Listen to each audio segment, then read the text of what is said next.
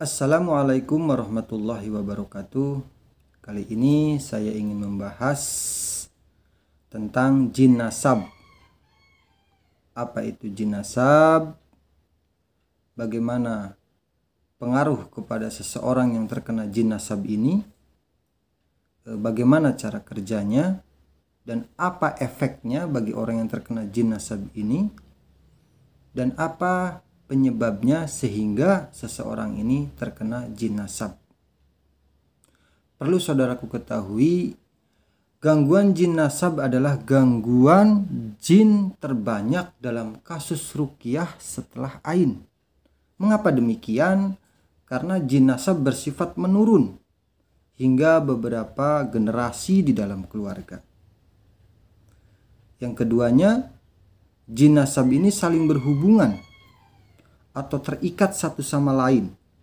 Makanya terkadang jin tersebut tidak terusik tetapi baru tersentuh apabila anggota keluarga lainnya dihadirkan saat diruqyah.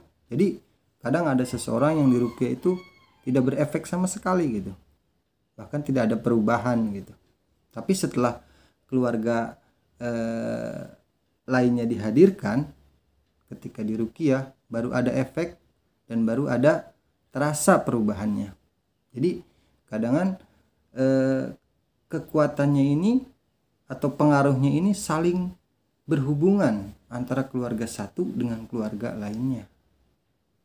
Dan yang ketiga adalah jin nasab cenderung berkelompok dan menyebar secara acak di dalam keluarga. Maksudnya ada yang sangat kuat pengaruhnya terhadap salah satu keluarga, ada yang tidak terkena bahkan tidak berpengaruh sama sekali. Dan pengaruhnya atau efeknya ini kepada keluarga, bukan kepada keluarga inti saja, tetapi kadang berpengaruh atau terkena juga kepada keluarga lainnya yang masih berhubungan. Dan keempat adalah jin nasab ini adalah jin yang paling bertanggung jawab atas kasus gangguan jin lainnya. Jadi maksudnya itu seseorang yang terkena jin nasab ini pintu dalam tubuhnya itu sudah terbuka gitu, sehingga bisa membuat gangguan jin lainnya itu mudah masuk dalam dirinya.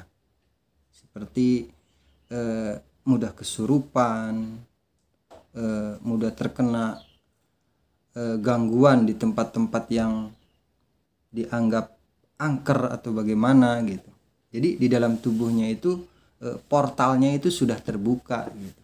Jadi sebenarnya itu yang membuat atau awal dari semua itu yang bertanggung jawab itu adalah jin nasab tersebut. Itu kebanyakan. Seperti misalnya ada seseorang yang mengalami kesurupan di suatu tempat tertentu. Itu sebenarnya sedang ada dua hal yang terjadi atau dua hal alternatif yang bisa saja terjadi. Yang pertama adalah ada jin nasab di dalam diri orang yang kesurupan tersebut. Dan yang kedua, bisa jadi ada gangguan dari jin di tempat tersebut.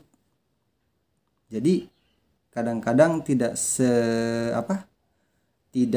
semena-mena ataupun selalu bahwa orang kesurupan itu terkena oleh gangguan di tempat tersebut.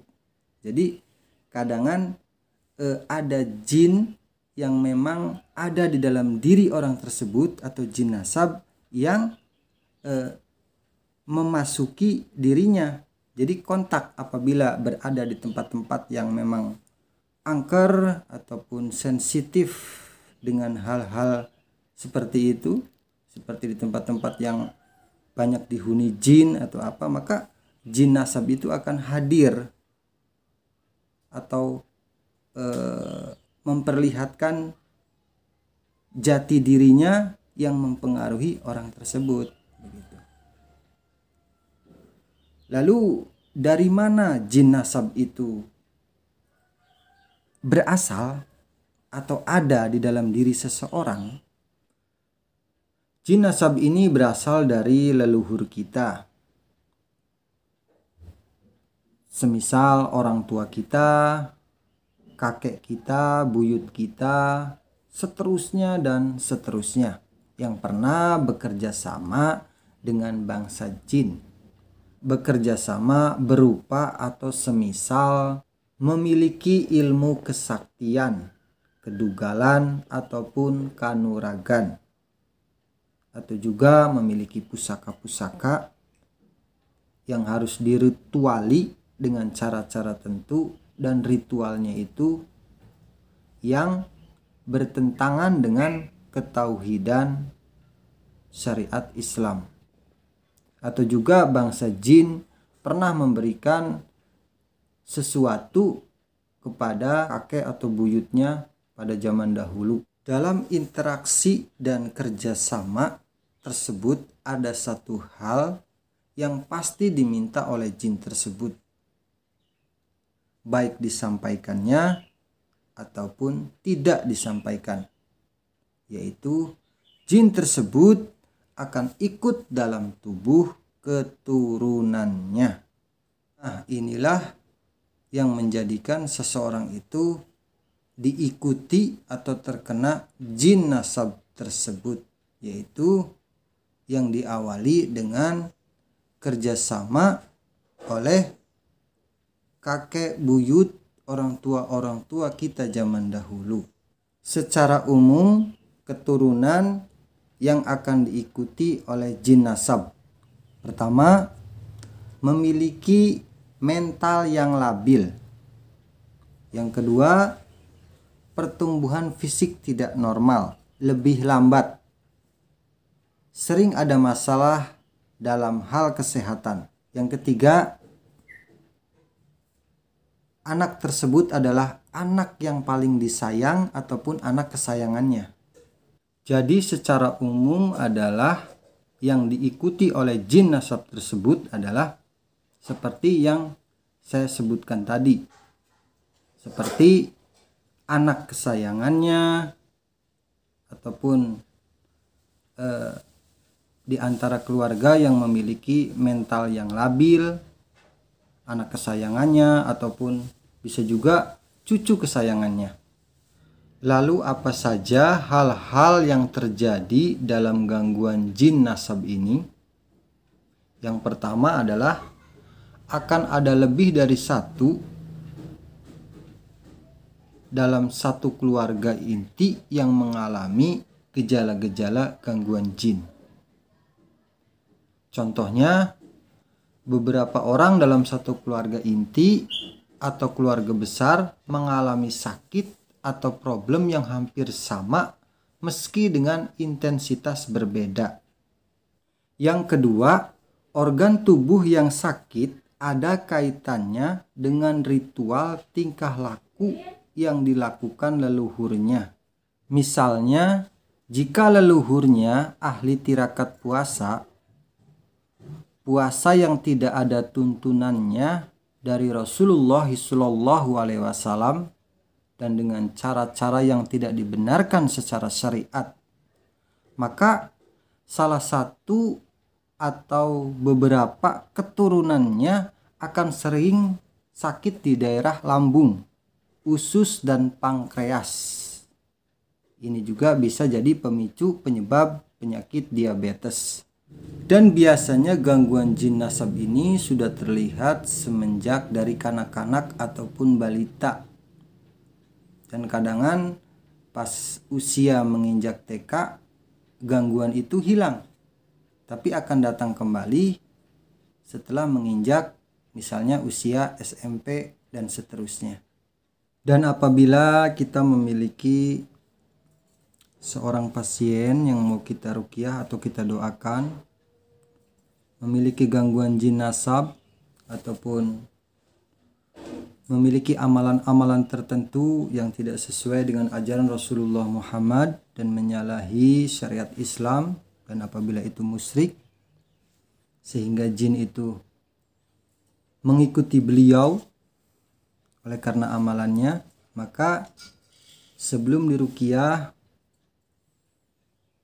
kita harus membimbing si pasien tersebut untuk mengucapkan sebuah ikrar, ataupun kita mengucapkan ikrarnya dan si pasien mengaminkan dengan penuh kesungguhan dan penuh pemahaman dan penuh penghayatan. A'udzubillahi minasyaitonirrajim. Bismillahirrahmanirrahim. Bismillahilladzi la yadurru ma'asmihi syai'un fil ardi wala fis sama'i wa huwas sami'ul alim. Ya Allah, wahai Engkau yang Maha menyaksikan, saksikan ikrar kami, serta ampuni segala dosa-dosa kami, orang tua kami, dan para leluhur kami, bahwasannya saya mewakili keluarga saya, leluhur saya, dan seluruh keturunan saya dengan mengucapkan Bismillahirrahmanirrahim. Saya putuskan seluruh perjanjian, ikatan-ikatan, sumpah antara kami dan bangsa jin, baik sadar atau tidak. Ya Allah, yang Maha mengambil sumpah, ambillah sumpah kami. Dengan memohon kekuatan dan perlindungan saya ikrarkan.